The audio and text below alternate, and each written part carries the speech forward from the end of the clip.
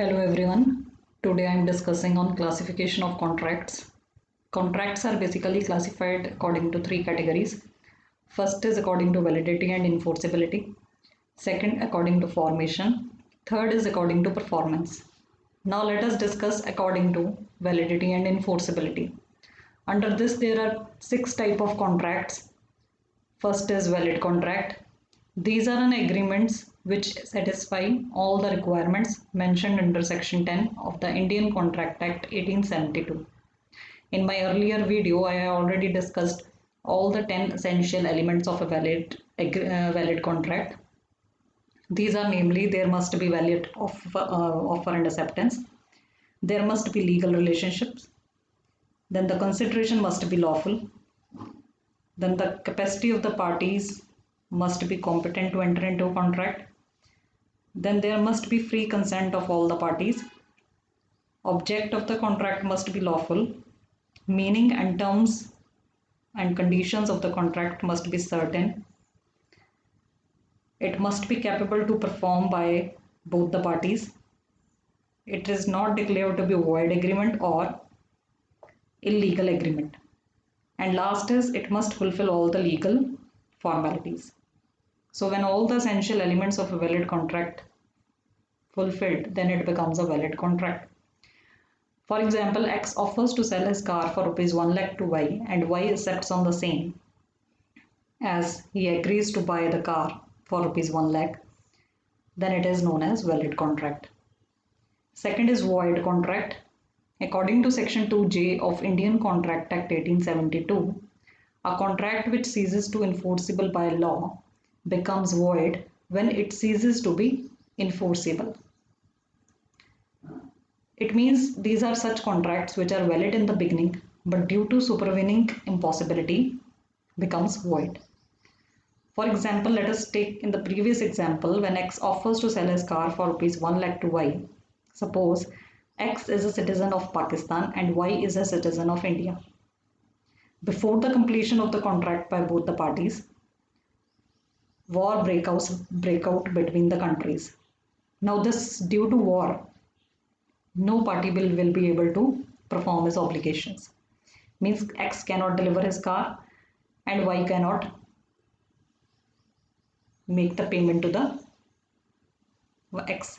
So in this case it becomes void contract. In the beginning it is a valid contract when it was made, but due to supervening impossibility it becomes a void contract. Third is void agreement. According to Section 2G, an agreement which is not enforceable by law by either of the parties is void. In this agreement from the beginning it becomes a void. In this both parties cannot enforce it in the court of law. For example, in the capacity of parties, it is said that the parties must be competent to enter into contract. Like the parties to contract must be major, of sound mind and not disqualified by any law.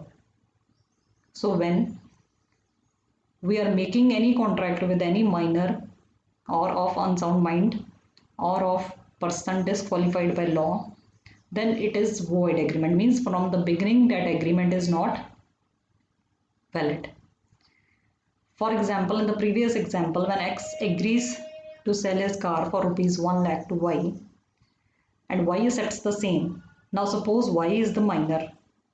Now the X offer made to Y who is minor is not a valid agreement. It is a void agreement. Means it is from the beginning it is void agreement. Fourth is voidable contract. According to Section 2I of Indian Contract Act 1872, an agreement which is enforceable by law at the option of one or more of the parties thereon, but not at the option of the other or others, is a voidable contract. Here, in an agreement, the option of one party is free, while the option of other party is not free, or it is caused by some force. So it means in this essential element of free consent is missing.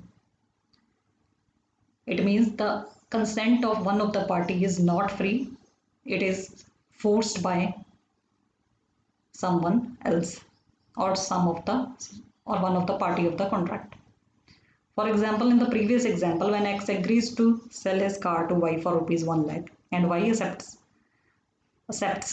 Suppose here Y's acceptance is forced by X. X is forcing Y to buy his car for rupees 1 lakh through a gunpoint. Now here Y's acceptance is through gunpoint. It is not free. It is not free consent. So here the option of one of the party is not free. Now here Y is known as aggrieved party, means the party who is suffering some loss is known as aggrieved party. Now here the aggrieved party has the option. He may either cancel the contract, or if he has received any benefit during this contract, he can receive that benefit.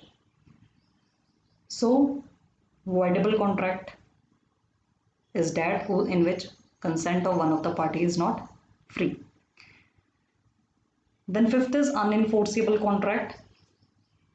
It is a contract which is otherwise valid but cannot be enforced because of some technical defect like absence of a written form or absence of a proper stamp. So it covers the last essential element, basically, that is legal formalities. So if some of the legal formalities are not fulfilled in the contract, then it becomes an unenforceable contract. For example, an oral agreement of sale of immovable property is unenforceable because the law requires that an agreement of this nature should always be in writing. So in this, written expression of contract is missing, so it is known as unenforceable contract. In this party cannot go to the court of law if one of the party has not fulfilled his obligation. Sixth is illegal agreement. A contract which is either prohibited by law or otherwise against the policy of law is an illegal agreement. So which is against law is known as illegal agreement. For example, X borrows 50,000 from Y for the purpose of smuggling goods. Y knows the purpose of loan. Now here smuggling of goods is illegal activity and it is prohibited by law. So here the agreement between X and Y is an illegal agreement. Then is classification according to formation. In this there are 4 types of contracts. First is express contract. These are those contracts in which terms are expressly agreed upon whether by words spoken or written at the time of formation of contract. So in the previous example, when X offers to sell his car for rupees 1 lakh to Y, this is a express contract. Second is implied contract. Implied contracts can be smelled out of the surrounding circumstances and the conduct of the parties who made them. It means in this both parties have by their conduct enter into a contract. For example, when we go to a restaurant, and we accept the menu and accept something for eating, then this is an implied contract. It means when we have eaten something in a restaurant, we have to automatically pay them. So this is implied contract. Also, when we go to the doctor, when we are ill, then it is our conduct that we are ill, we are not well, and we are telling doctor that after treatment we have to pay them. So this is our conduct which will make a contract. So here conduct of the parties make a implied contract. Third is quasi or constructive contract. It is a contract in which there is no intention on either side to make a contract, but the law imposes a contract. In this parties have no intention to enter into contract with someone, but the law consider it as a quasi contract, or that is known as constructive contract. For example, when certain books are delivered to a wrong addressee, to a wrong address, now it is the duty of the addressee, it is an obligation that either he should pay for that books or return to the actual owner of the books. So here we comes into contract, that is known as quasi or constructive. We are not telling the person who is delivering wrongly to us, that is by mistake comes to our in our contact. So here it becomes a quasi or constructive contract. We have to make either the payment or we have to find its true owner and deliver the books to them. Then fourth is e-contract, e-commerce contract, online contracts. These are contracts which are entered into between by the parties using internet. In the present world, most of the contracts are entered through online. So these are e-contracts, e-commerce contracts, or online contracts. Then next comes according to performance or execution of contracts. There are basically two kinds, executed contract and second is executory contract. Executed contracts are one where both the parties have performed their obligations or carried out the terms of the contract. In simple words, it is also known as completed contract. So in the previous example, when X offers to sell his car for rupees 1 lakh to Y and Y accepts the same.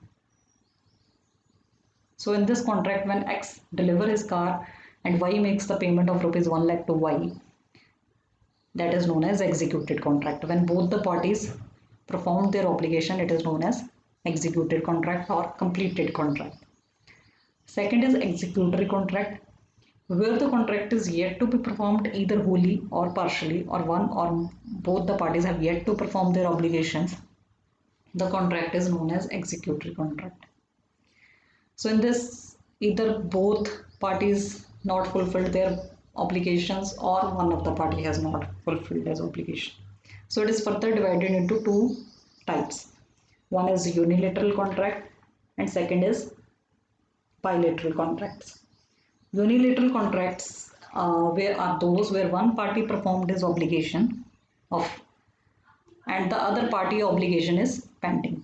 It is known as one-sided contract. For example, X deliver his cars but Y does not make the payment. So his X obligation is complete but Y's obligation is still pending. So it is known as unilateral contract. Second is bilateral contract. It is also known as two-sided contract in which both the parties have yet to perform their obligations. It means neither X deliver his car to Y, neither Y pays the amount to 1 lakh. So here both the parties have yet to perform their obligations. That is known as bilateral contract. Thank you.